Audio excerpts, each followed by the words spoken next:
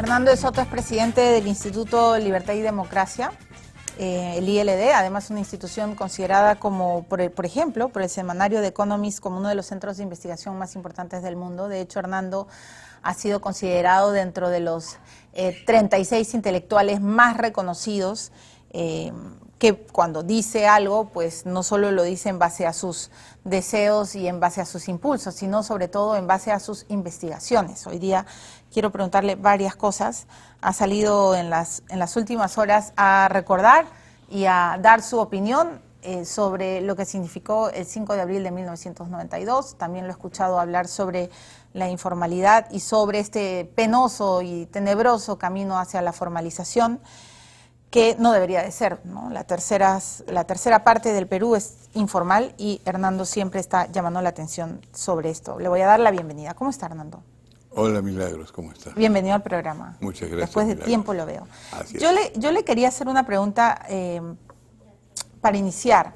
Usted ha estudiado bien el fenómeno de Sendero Luminoso, incluso creo que pocos periodistas han recogido este concepto que a mí me parece vital revalorizar, la epopeya, ¿no es cierto?, de los campesinos, de la lucha que tuvieron los campesinos para librarse de Sendero.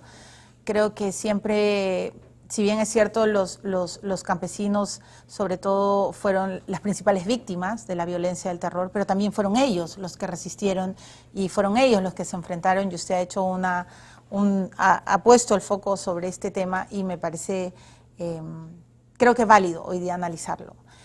¿Cree usted que los campesinos han sido siempre vistos como víctimas y no como héroes en la guerra contra Sendero? Claro que sí, por supuesto. En primer lugar, hay que recordar que el 98% de los muertos en la guerra con Sendero ocurrieron en el campo, el 2% en Lima. Esa es la proporción, 1 a 50. En primer lugar. En segundo lugar, que cuando ya lo capturan a Abimael, que fue una operación fantástica, sensacional, estuvo muy bien hecho con policías muy inteligentes. Hacía ya 2 años que consistentemente la violencia con Sendero había bajado, y gracias en gran parte a los campesinos y por supuesto a sus guías en el ejército. Y hay que acordarse, porque te estaba escuchando cuando hablabas de la violencia en el Perú, de que la violencia comienza esencialmente en el trapecio andino, cuando entra Sendero Luminoso, bien recibido entre 80 y 81 porque promete justicia, pero esencialmente hace 3 cosas que además están muy bien dichas en un libro por Carlos Iván de Gregori, del Instituto de Estudios Peruanos, cuando Sendero dice: vamos a reforzar el comunismo o colectivismo en la propiedad. Segundo, vamos a abolir los mercados. Y en tercer lugar, vamos a abolir la moneda. Y los campesinos resisten. En otras palabras, se habían olvidado o no habían visto bien que desde que había comenzado la reforma agraria, los campesinos ya habían parcelado y ya estaban en el sistema de propiedad privada, incipiente, pero ya estaban. Los campesinos resisten. Y bueno, de hecho las rondas campesinas, Hernando, es un fenómeno, creo que no lo hemos estudiado tan bien o como se debe, no hemos hecho el análisis certero, ha sido un fenómeno único en América Latina. Bueno, lo que pasa es que primero hay que distinguir entre los ronderos y los sistemas antisubversivos, porque los ronderos tienen mucho que ver con el robo de ganado, justicia local. Pero lo que ocurre es que ellos forman, a partir de 1984, después de que los cálculos de la Comisión de la Verdad son que más o menos unos 20.000 campesinos entre el 81 y el 84 son asesinados por Sendero. Ellos forman un ejército ilegal, un enorme ejército ilegal, pero que tiene la característica siguiente: cuchillas, lanzones y hondas, y unas escopetas de perdigones que tienen un alcance de 50 metros, y con eso es que se baten contra Sendero. Cuando termina la guerra, de los campesinos habrán muerto pues 50.000, y nadie los arma, nadie los defiende. hasta que efectivamente se toma una acción, de la cual fuimos parte nosotros, cuyo objetivo era hacer la distinción entre un campesino que se defiende y un criminal. El derecho peruano era incapaz de hacer la distinción. Entonces lo que ocurría, por supuesto, entraban las Fuerzas Armadas y no sabían dónde apuntar. Los que sí sabían dónde apuntar eran los campesinos, Eran los porque campesinos. sabían ya. Claro, porque ellos reconocían quién era quién. Ya, pero tomó 10 años para hacer la distinción, hacer el reconocimiento internacional, y el momento que el Perú entonces une los ojos de los campesinos a la organización de la Fuerza Armada y su disciplina bajo un sistema de derecho, que prácticamente el Perú ya comienza a ganar la guerra. Entonces usted Hernando, se está, perdón que lo interrumpa, pero usted se está tirando abajo la teoría de los fujimoristas, que fue a partir del 5 de abril que se sentaron las bases para que, entre otras cosas, cayera Abimael y el terrorismo Sendero Luminoso terminara larse en el Perú. Una de las grandes justificaciones para el golpe, para el cierre del Congreso, ¿no es cierto?, que hace Fujimori, es lo que ellos dicen. Solo con el 5 de abril se pudo combatir bien a Sendero Luminoso y además se pudo pues establecer toda la política macroeconómica que nos salvó.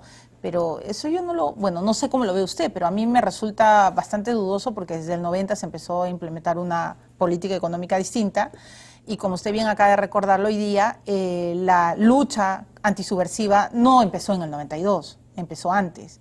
¿Usted está en contra del 5 de abril básicamente porque estos argumentos no le convencen? Comencemos por el principio.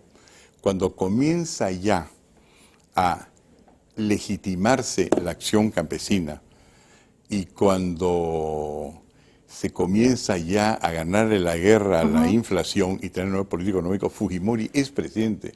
Entonces, yo nunca le voy a quitar a él la autoría del golpe final contra Sendero y el comienzo de la política económica.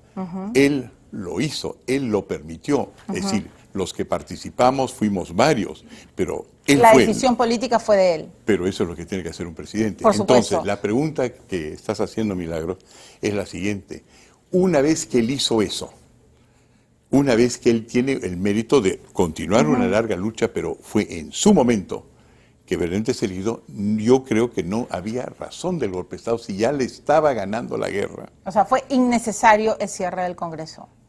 Y es raro, porque lo que tenemos es un hombre, estamos hablando de Fujimori, que ya para el 92 ha tomado todas las decisiones difíciles, inclusive Sí, claro. de incorporar un ejército de 123.000 campesinos a la guerra, con la cual multiplicó las Fuerzas Armadas peruanas por 6. Estaba en su plena gloria. Yo no comprendo por qué tuvo la necesidad de hacer un golpe de Estado después. Pero los fujimoristas dicen que era imposible gobernar con ese Congreso. Yo creo que eso es más Montesinos, que lo convenció a él de que por alguna razón para finiquitar las cosas eran así. El hecho importante es lo siguiente, que él fue el autor. Lo que ha ocurrido después es que alguien lo convenció que para terminar la cosa bien había necesidad de un golpe de Estado, y eso a mi juicio ha sido un gravísimo error, y no necesitan, también me parece un absurdo, justificar un golpe de Estado cuando han logrado hacer las cosas bien democráticamente los 2 años anteriores. Exacto, yo creo que ese es un grave error hasta histórico, ¿no? No reconocer que en efecto no fue innecesario. Hernando, tenemos que ir a una pausa. Pero, claro. Pero bueno, Hernando de Soto es un hombre además que intelectualmente siempre se enfrenta a Mario Vargas Llosa. Ya... Ah, pucha. Yeah. Pucha, dice Hernando. Y bueno, usted debe haber escuchado últimamente lo que ha dicho su ex amigo, ¿no? Porque creo que ya nunca van a ser amigos, ¿no? No, el futuro de uno nunca sabe, pero sí, efectivamente fuimos muy amigos. Y si se volvieran a encontrar, ¿usted le daría la mano?